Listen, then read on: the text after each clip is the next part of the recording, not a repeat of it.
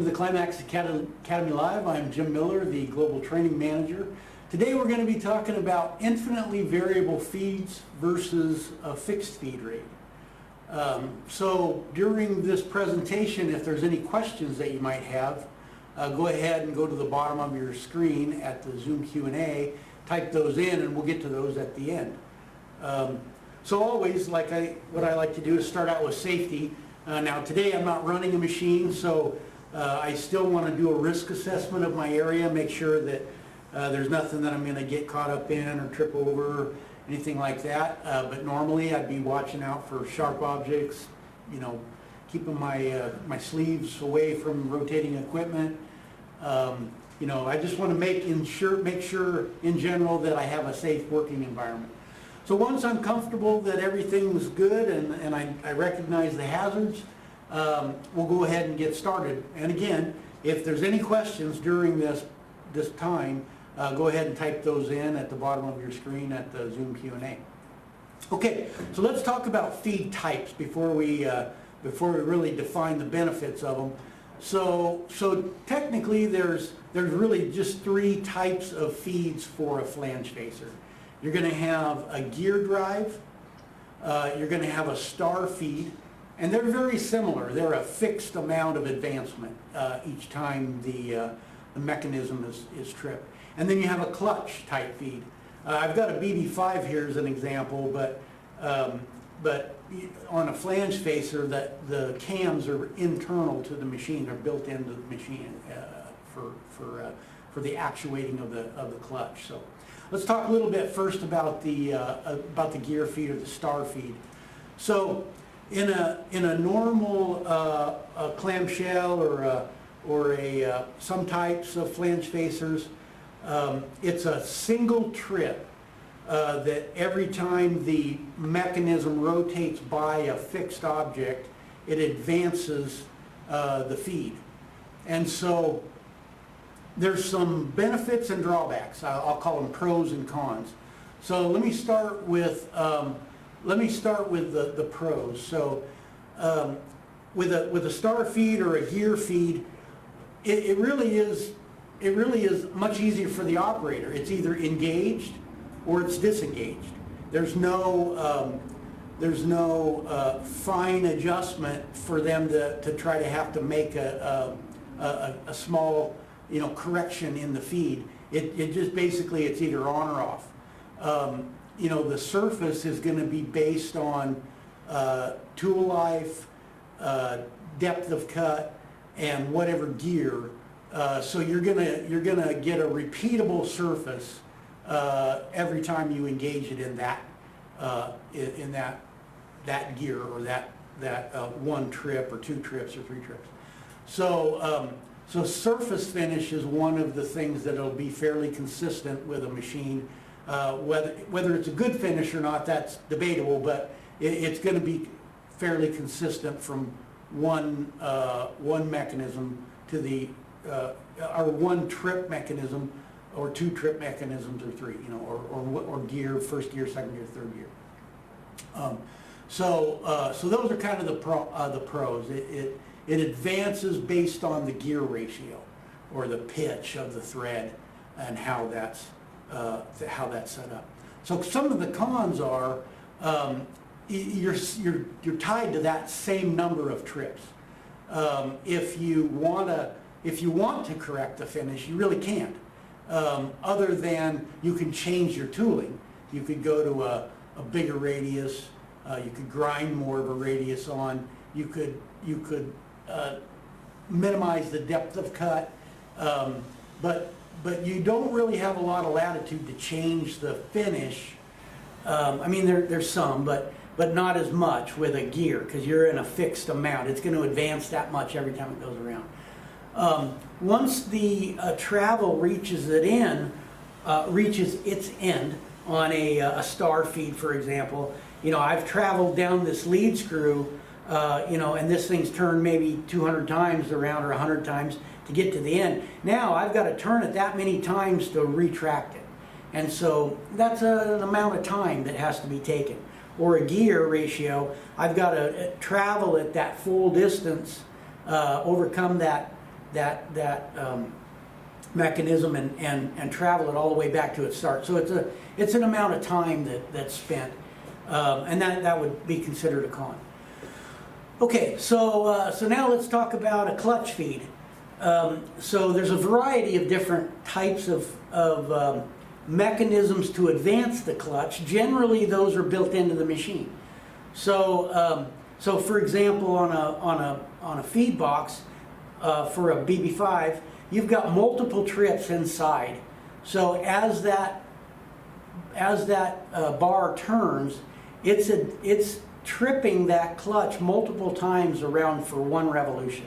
Could be 4, could be 6, could be 8, depending on the mechanism, whether it's a flange facer or a boring bar feed. So you're basically setting the clutch so that it advances every time it goes past that cam. Now if the clutch is engaged, it's going to trip every time it hits that lobe. And if it's disengaged, it just toggles back and forth. It doesn't advance. So it's engaged. It's activating all the time that it's rotating, but it only advances once it's engaged. So some of the pros to that is this is what we call an infinitely variable. What that means is that cam is always oscillating around that lobe, and as soon as I engage the feed, I can control the stroke of the cam arm. And let me show you kind of an example here. Everybody's seen a standard ratchet. So when I turn the ratchet one direction, it turns the socket. But when I turn it the other way, it stays static. It only advances one direction. So it's a release on the return, and then it's advancement on the advance. So a clutch is the same way. It only strokes. It only has pressure one direction, and then it releases as I turn it the opposite way. So the more times I hit this arm, the more times it advances, and it only advances the amount of distance that I travel with the cam arm, and this is the cam arm that's internal to the machine. So I can base my finish or my advancement on the type of material that I'm cutting, the depth of cut that I'm making, the material hardness. I have full control over or the radius of the tool. I can use a dead sharp tool, with a point on it, and still get a nice finish because I can slow the feed rate down, and really my finish and my efficiency is all based on my feed rate, my advancement per revolution. That's how I calculate efficiency. Is if I can take a deeper cut with maybe a lower feed rate, I can remove more material than a very shallow cut at a high feed rate. So it's kind of it's all in cubic inches per minute. So anyway, I'm getting kind of off the subject here. So anyway, those are the pros. It's built in. It's infinitely variable. I have full control over how much advancement I make based on other factors. Now, some of the cons are, it does require an operator to have a slightly higher level of skill. They have to understand why I would want to slow my feed rate in a harder material, increase my feed rate in a softer material. Why would I want to increase my depth of cut versus lower my depth of cut? I have the ability to make the advancement that's appropriate for the finish that I want at the end, and I have the but I do have to have a little higher skill level to do that. So those are some of the kind of the positives and negatives. So hopefully that makes sense. A gear or a star is a fixed. Maybe have 2, 3 gear ratios, or I maybe have 3 or 4 possibilities for a trip around the mechanism. But I'm limited to just those numbers of advancement. With the clutch, it's infinitely variable. The lobes and the advancements are built into the machine. The operator merely needs to increase the amount that the clutch sees the lobe. I have to fully return to my start position with a star feed or a gear mechanism. I have to stop and physically retract it with a clutch. I basically put it in neutral and then I rapid it to the start again. So those are some of the pros and cons of a trip or a gear versus a clutch. So, okay, so I think we'll go ahead and start our question and answer period here. So, John, it looks like we've got a couple of questions that have come in. Let's go ahead and start that. How do I know the feed rate? Oh, okay, great. Yeah, I talked a lot about how to advance it and why it advances.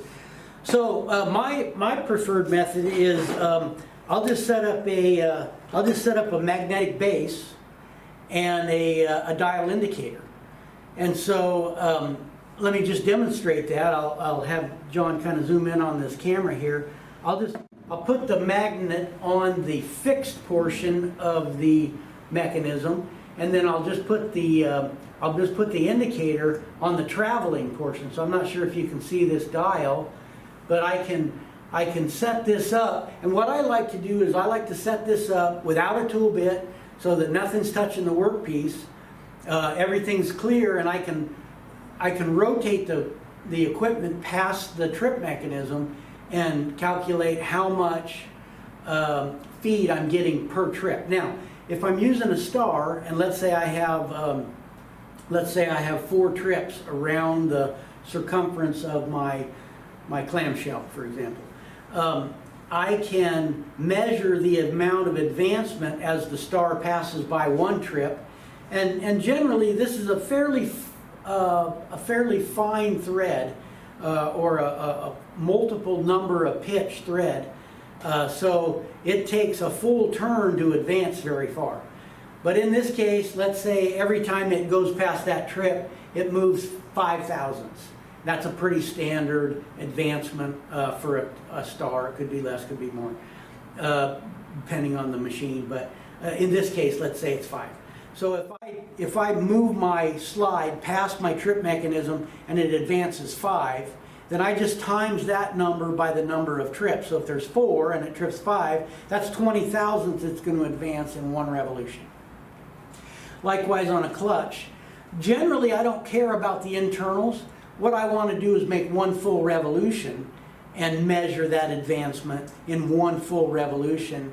And then I know what my inches per minute or my chip load, in other words, the number of thousandths that I make in a full revolution is based on that. So that's, I always, I set up an indicator, put the magnet on one component, on the fixed component. I put the indicator tip on the traveling component. I make a move past the trip mechanism on a star or a gear. I'll make one full revolution. I know the total advancement. Same way with the clutch. I'll set it up, make my move, and I'll know what my total advancement is per revolution. Okay, good. Why is feed rate so important?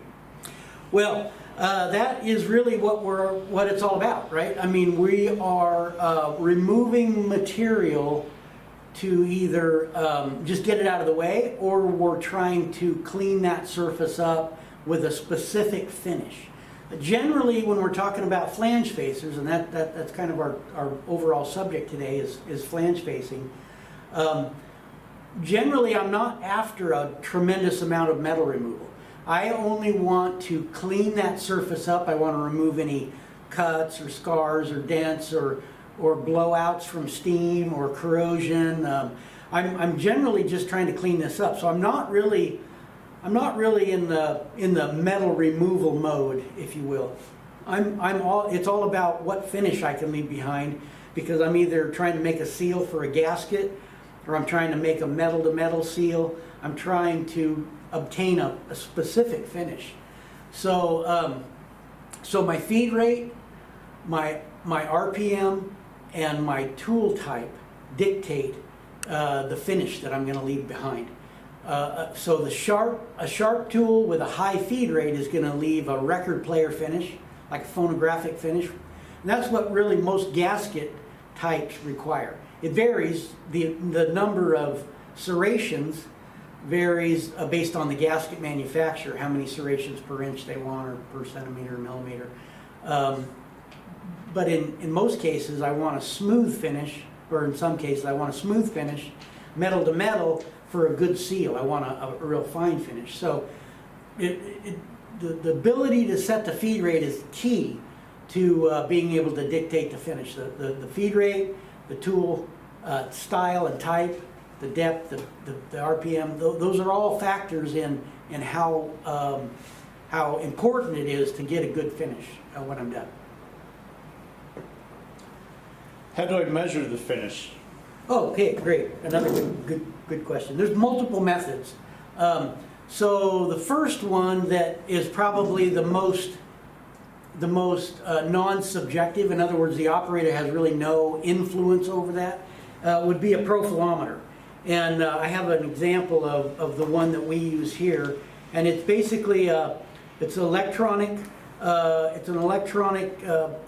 piece of equipment that you set this on the surface, and if you'll notice, this is a spring-loaded stylus. So you set this on a surface, and the mechanism drags a dead sharp needle across the surface, and the number of movements then equates to what the surface finish actually is in what we call an RA, or a rough average. There's multiple. There's a metric version and there's an imperial version, but anyway, this profilometer is one way that's a non-subjective. In other words, the operator sets it on there, it measures, it is what it is. There's no influence. There's no saying, well, it looks like this or it looks like that. It tells you exactly what that finish is. Now, one of the other methods is what we call a comparison gauge, or a surface comparator, and that's basically in this case it's a metal gauge that has a variety of different finishes that are a standard. So we have anything from a turn finish, from rough to fine. It goes from 100, or it goes from a 500 finish all the way up to a 16 finish, or a Newton meter or a metric version goes from 12.5 all the way up to 0.4. So I have a turning, milling, horizontal milling, grinding, and then lapping or surface lapping. So this has quite a variety of finishes on it, and that allows me to hold this right next to the surface and say, yeah, that compares with that. And so this is this is almost used more because not everyone has a profilometer or has access to a profilometer, and most people can have this in their back pocket, and then they can just use this to compare. Well, my spec is a 125 finish. 125 is right here in the middle, and yeah, that looks about the same. But again, that's a subjective assessment. And then the third method is just without any gauge or anything at all, the operator can look at the finish and say, yes, that's good enough, or no, it's not good enough. Scratch it with a fingernail. It's basically a subjective to the person, whether that finish meets what they require as a standard or not. So that's not real scientific, of course, but that's how a lot of surfaces get determined, that yep, it's good enough, or nope, not good enough. So is that all the questions we have, John? Okay, great. Well, I've enjoyed this time. I hope you have. Again, if there's any other questions that I didn't get to around this subject or any other subject, after we're done, if you come up with something, feel free to go to our website or go out to your email and type in askcpmt@cpmt.com, and send that off, and we'll be happy to address that. Or if you have an idea for a future machine that you'd like to see, or an attachment you'd like to see, feel free to request that. And again, that's askcpmt@cpmt.com. So, okay, thanks for joining, and we'll hope to see you next time. Take care.